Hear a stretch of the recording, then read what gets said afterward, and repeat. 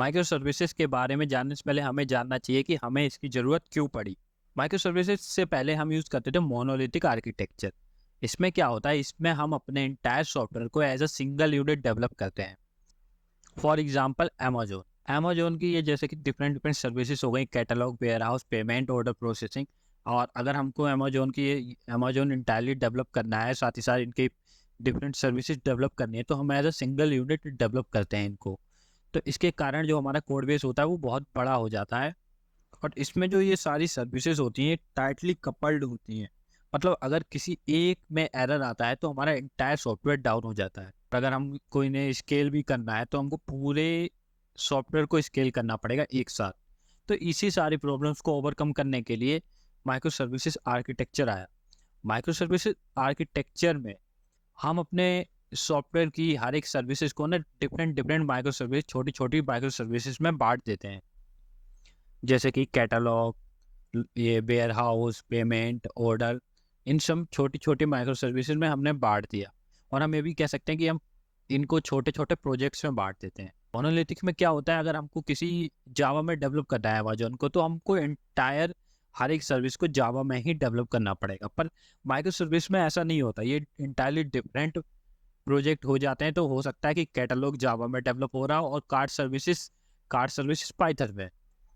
तो इसमें हम डिफरेंट डिफरेंट सर्विसेज यूज़ कर सकते हैं और हर एक सर्विस में हम अपने मन मुताबिक डाटाबेस इंजन भी यूज़ कर सकते हैं। पॉसिबली कैटलॉग में पोस्टग्रेस एसक्यूएल यूज़ कर रहे हो, यूजर सर्विसेज में मोंगोडीबी यूज़ कर सकते हैं, पेमेंट में माइस्क्यूएल है।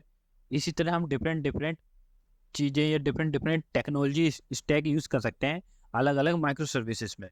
और ये आपस में कम्युनिकेट करते हैं, मोस्टली रेस्ट एपीआई के थ्रू करते हैं। और कुछ सर्विसेज जीआरपीसी या डिफरेंट जो एपीआईज हैं उनके थ्रू कम्युनिकेट कर सकते हैं हम उनको। मोस्टली रेस्ट एपीआई होता है। तो माइक्रो सर्विसेज की हम सिंपल सी डेफिनेशन देख लेते हैं, जो जो कि micro services are small independent and loosely coupled services that can work together to form a complete application. तो हमको माइक्रो सर्विसेज को कब यूज़ करना चाहिए? जब हमारा एप्लीकेशन कॉम्प्लेक्स हो और जो ग्रो हो रहा हो। 99% ऑफ टाइम हमको माइक्रो सर्विसेज आर्किटेक्चर की ज़रूरत ही नहीं पड़ती, क्योंकि हमारा एप्लीकेशन कभी इतना बड़ा हो ही नहीं पाता। अगर हमारा एप्लीकेशन सिंपल है तो हमको मोनोलिथिक अप्रोच लेनी चाहिए। पर जो अगर हमारा एप्लीकेशन बड़ा होने वाला हो या एंटरप्राइज लेवल का ही बना रहे हो हम सॉफ्टवेयर, तो हमको माइक्रो सर्विसेज आर्किटेक्चर यूज़ करना चाहिए। और माइक्रो सर्विसेज में हम स्केलेबिलिटी नीड से वो ख़त्म, स्केलेबिलिटी बड़े आराम से हो जाती है।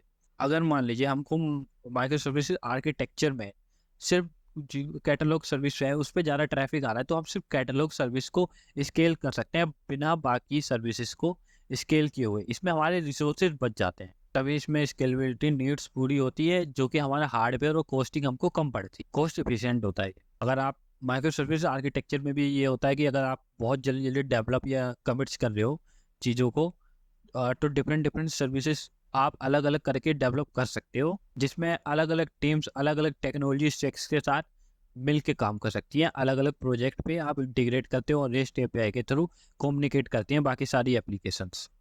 अगर आपको ये वीडियो अच्छा लगा हो तो चैनल को सब्सक्राइब कीजिए, वीडियो को लाइक कीजिए।